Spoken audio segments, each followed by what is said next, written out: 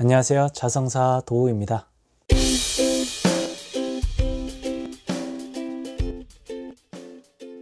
과연 어떻게 사는 것이 올바르게 사는 것인가? 올바른 길인가? 우리도 누구나 한 번씩은 살면서 각자의 삶에 대해서 생각해보고 좋은 길에 대해서 추구하게 됩니다. 이에 대한 해답은 사람마다 다 다르겠지만 이 문제점에 대해서 부처님도 마찬가지로 아주 절실하게 탐구하고 진리를 깨달았었습니다. 그러므로 석가모니 부처님의 일생을 한 번쯤은 잘 연구해 볼 필요가 있겠고, 또 그러다 보면 올바른 인생의 길, 행복을 찾는 것에도 도움이 될 것이라고 봅니다. 그런 의미에서 부처님의 일생을 팔상성도로 설명드리려고 하는데 들어보셨나요? 팔상성도라고 하는 것은 부처님의 일생 가운데서 가장 중요한 사건 8가지를 차례대로 엮은 것입니다. 8이란 숫자 8이고요. 상이란 모습입니다. 성도는 도를 이룬다는 뜻으로 곧 저희가 서로 성불합시다를 하듯이 성불을 의미합니다.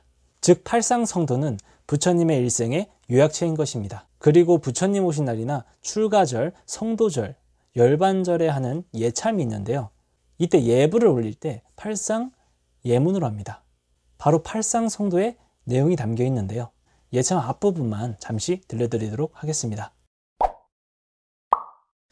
제신기명래 도솔래성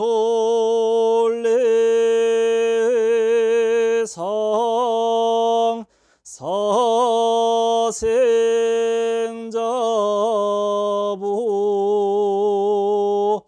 시야본사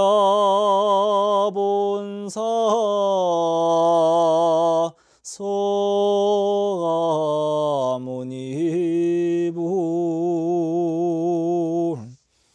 제신기명래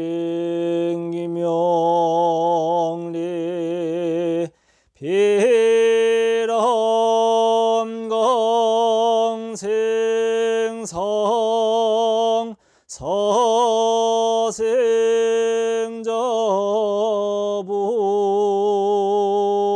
시야본사 소가모니부.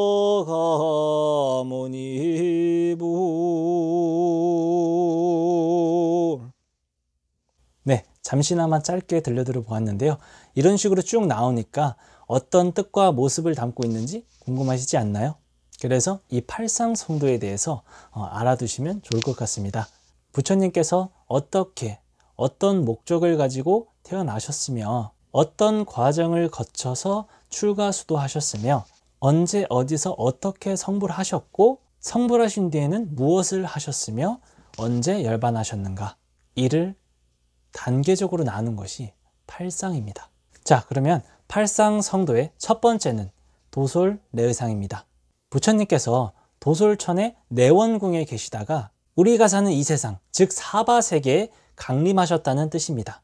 부처님께서 이 세상에 태어나시기 전에는 저 하늘나라 도솔천이란 곳에 계셨습니다. 오랜 수행을 거쳐서 마지막으로 천인들이 사시는 그 하늘나라에 태어나셨는데, 석가모니 부처님은 과거세에 무수한 수행을 하시고 그 공덕으로 도솔천에 태어나셨다가 마침내 우리가 사는 사바세계에 태어나신 것입니다. 이러한 사실을 도솔내의상이라고 합니다. 팔상성도의 두 번째는 비람강생상입니다. 이날이 4월 8일 출생하신 날, 부처님 오신 날이 되는 것입니다. 비람이란 룸비니라는 한자말이고, 룸비니는 부처님이 태어나신 동산의 이름이에요. 부처님께서는 인도 카필라국의 태자로 태어나셨고, 아버지는 정반왕, 어머니는 마야부인인데 어머니는 생후 7일 만에 세상을 떠나셨습니다. 부처님이 태어나신 카필라국은 지금의 네팔 부근에 자리 잡은 히말라야 산기슭의 작은 왕국이었습니다. 이처럼 비람강생상은 부처님의 탄생이란 말인데, 부처님의 탄생에는 기이한 설화가 몇 개 있죠. 경전에 의하면 어머니이신 마야 부인은 흰 코끼리가 옆구리로 들어오는 꿈을 꾸셨고, 마야 부인의 오른쪽 옆구리로 태어나시게 되었답니다. 또 태어나시자마자 동서남북으로 7발자국씩 걸으신 후에 천상천하 유아독존이라는 말을 하신 유명한 설화가 있죠. 간단하게 말씀드리면 천상천하 유아독존, 나 홀로 존재한다, 내가 이 세상의 최고다, 이게 아니라 일체 모든 중생, 모든 생명체는 다 고귀하다, 다 함께 소중하다, 다 함께 같다, 뭐 이런 뜻이 되겠습니다. 팔상성도의 세 번째는 사문유관상입니다. 사문은 동서남북의 네 문을 뜻합니다. 부처님이 성장하시던 카필라성에서도 동서남북 네 개의 성문이 있었던 것이죠. 그리고 유관이란 구경한다는 뜻입니다. 그러니 사문유관이란 시타르타 태자가 동서남북의 네 개의 성문 밖으로 나가서 세상을 구경하신 그런 사실이 되는 것입니다. 동쪽 성문 밖으로 구경을 나갔다가 허리가 굽은 백발노인을 만나게 되고, 인간은 누구나 나이가 들면 늙고 추한 모습이 된다는 사실을 발견하게 됩니다.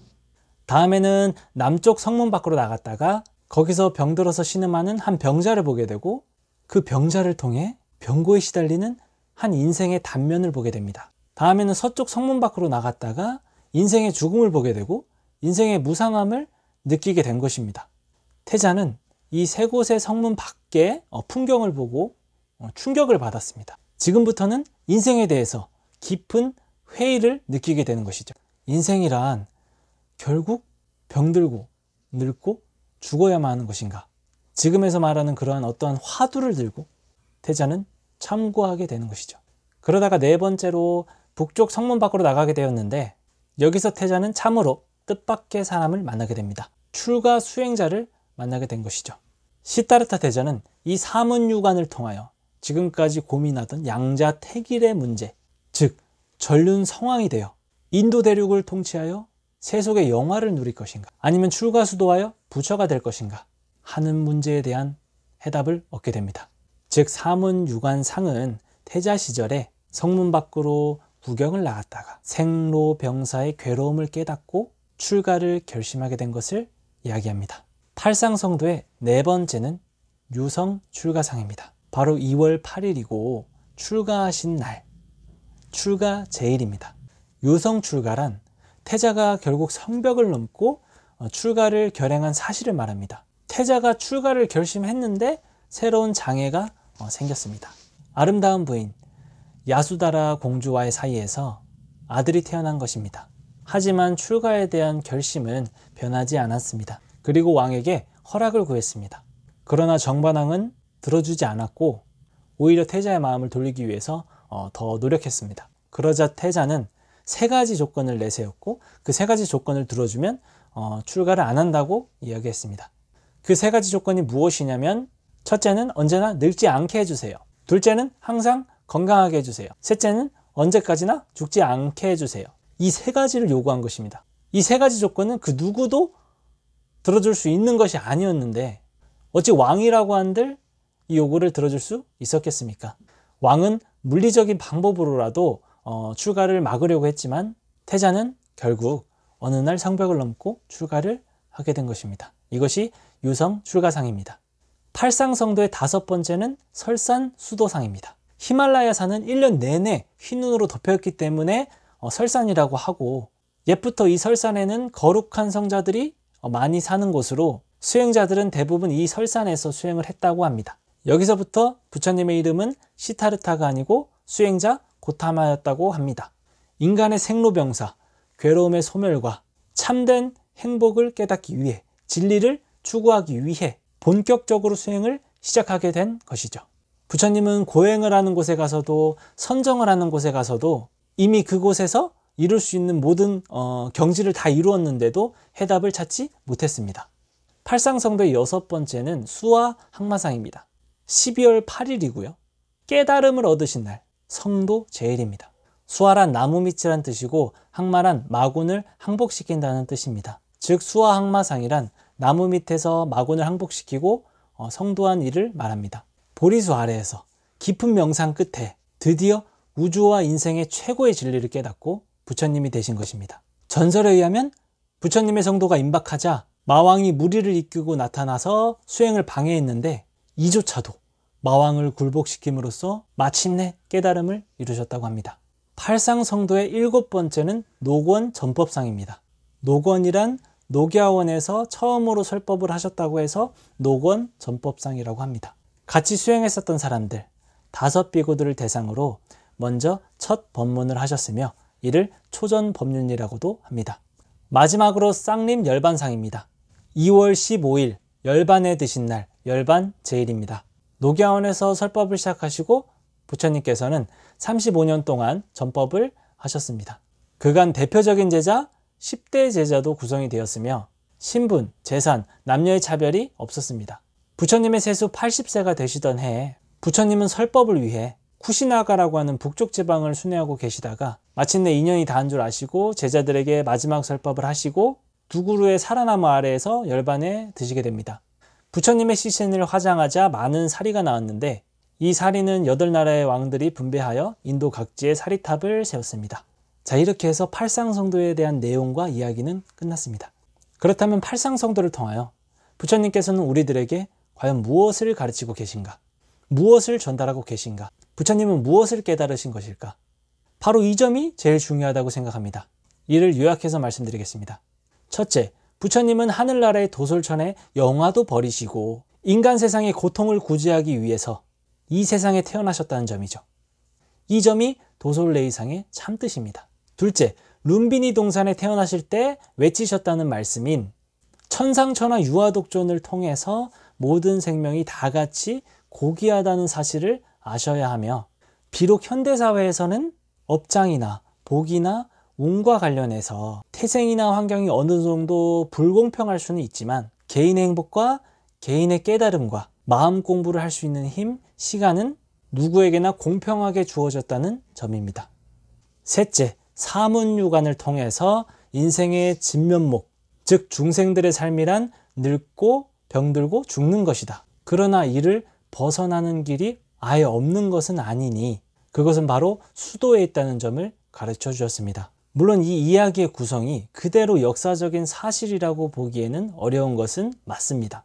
또한 영원히 죽지 않는 불사의 도, 생로병사에서 벗어난다는 것이 과연 무엇인지 너무나도 막연하여 일반인으로서는 이해가 쉽지 않기도 하죠.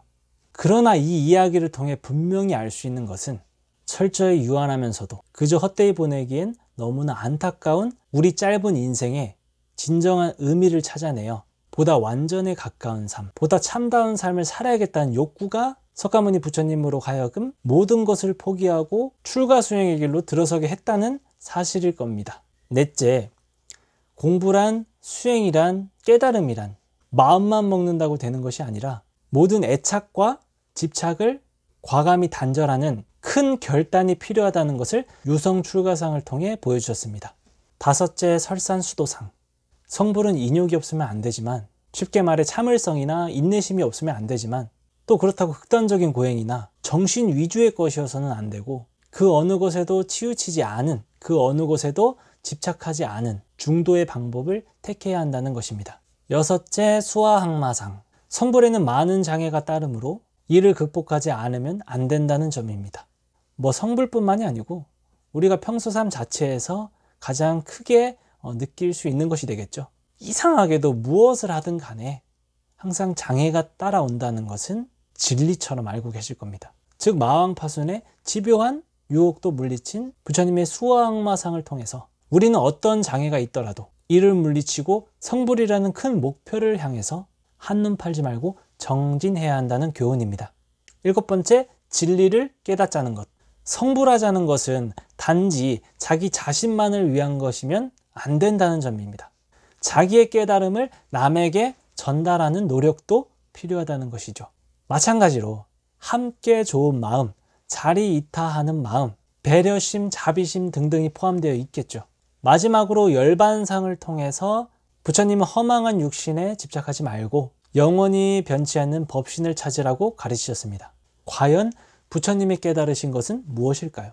많은 깨달음의 내용이 있지만 그중 대표적으로 몇 가지를 압축하자면 첫 번째로 집착하지 않는 중도의 마음입니다. 두 번째로 연기의 진리를 깨달으셨습니다. 이것이 있으므로 저것이 있고 이것이 생김으로 저것이 생긴다는 연기의 이치.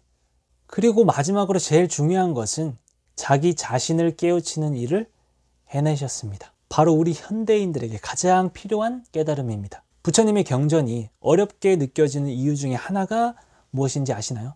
부처님의 가르침을 전하고 있는 경전에는 깨달음의 내용을 구체적으로 밝히기보다는 깨달음으로 이르는 방법만이 주로 설해져 있습니다.